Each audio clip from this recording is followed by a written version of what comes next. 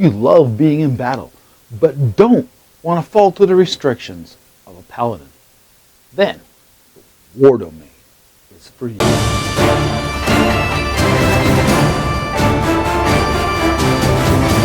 Tell you what, if you like this content, don't mind hitting that subscribe button over there and ring that little bell icon. You will be among the first to receive new content when I get it published. Also, I try to personally answer all comments in a timely manner. Your gods are that of the legendary warriors, such as Ares, the god of all that accompanies war. His worshippers live for the irrational pursuit of glory or revenge through the acts of violence and destruction, also known as the loss of self-control. There is also the orc greater deity, Rumarsh, whose followers worship him and see him as having only one eye. As a cleric of the war domain, you start out with the bonus proficiency in martial weapons and heavy armor for your level 1 feature. Also, you gain the feature War Priest. Your deity delivers bolts of inspiration to you while you're engaged in battle. When you use your action, you make one weapon attack as a bonus action. At 2nd level, you get your first channel divinity. It's called Guided Strike. Supernatural accuracy. When you attack, you can choose to gain a +10 to your roll. Now, you have to make this decision after you roll and before your Dungeon Master declares that you either hit or miss. That can be kind of tricky. At 6th level, you get War God's Blessing as your 2nd channel divinity. Here, when a creature within 30 feet of you makes an attack roll, you can use your reaction to grant them a +10 bonus to their roll. This is great for party members and also if you're in a big war type scenario. Like with Guided Strike, this must be done after the roll and before your DM declares that they either hit or miss. At 8th level, you receive your Divine Strike. Here, you infuse your weapon with divine energy.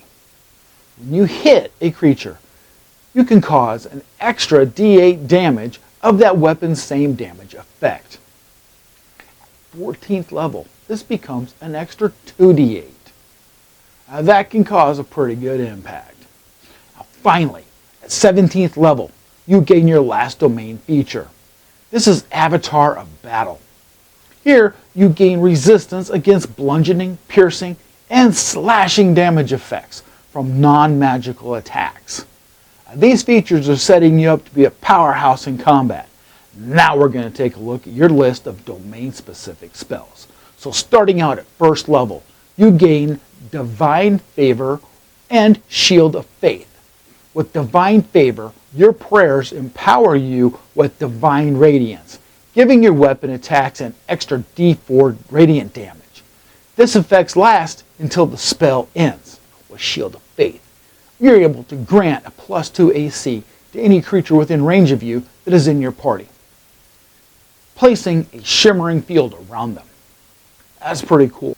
At 3rd level, you gain both magical weapon and spiritual weapon. Now, don't get these two confused.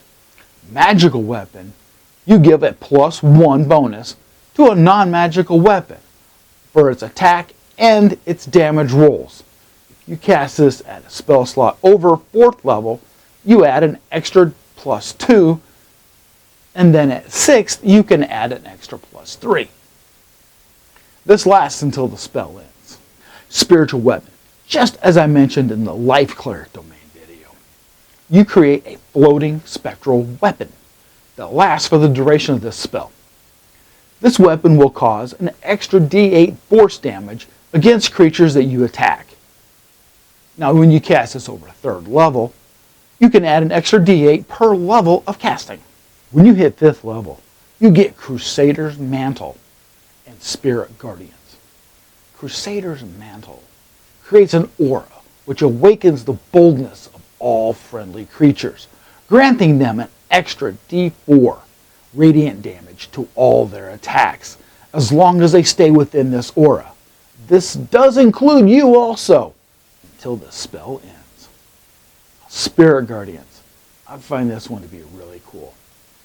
When you cast this spell, you call forth the spirits to protect you.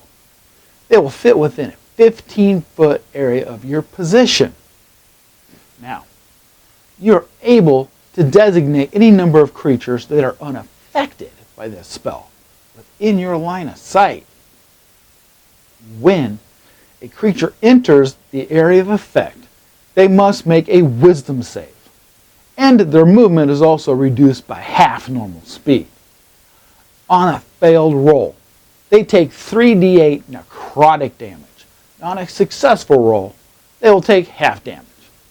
When cast at 4th level or higher, the damage is increased by d8 for each level over 3rd. Now, if you are good aligned or neutral, they will appear as angelic or fey creatures. This option is yours. Now, if you're evilly aligned, they will look like fiendish little imps. Ugh, terrible little guys. At 7th level, you acquire freedom of movement and Stoneskin. Freedom of movement allows you to touch a willing creature, giving them the ability to move unaffected over difficult terrain. Even underwater movement won't reduce the effects of this spell. Stoneskin makes a willing target's flesh feel as if it were made of stone.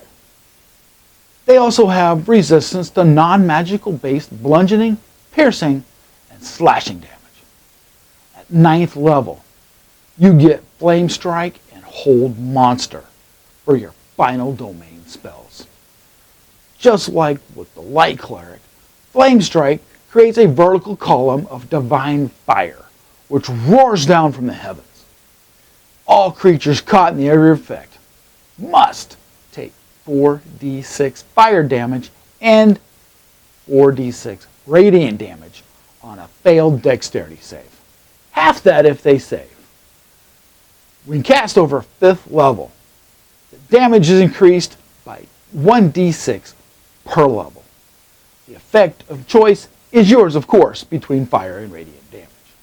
Hold Monster does exactly that. Your target must make a wisdom save or become paralyzed.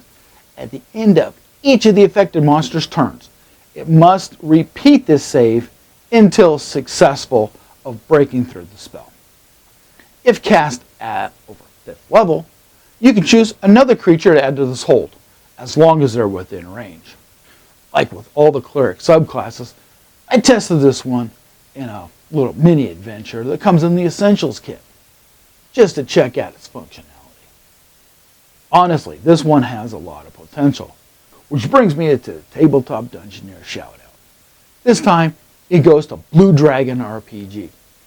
If your interests are in accessories and anything that accompanies this hobby, like let's say minis, monster cards, or even dungeon tiles, check them out. You won't be disappointed. So, tell me what you thought of this cleric subclass review. Thumbs up, thumbs down, somewhere in the middle? Tell me in those comments. And next time, we'll be taking another look at the base cleric up to 20th level. Will I be seeing you there? Thank you for watching. Now, grab that D8 and roll your damage.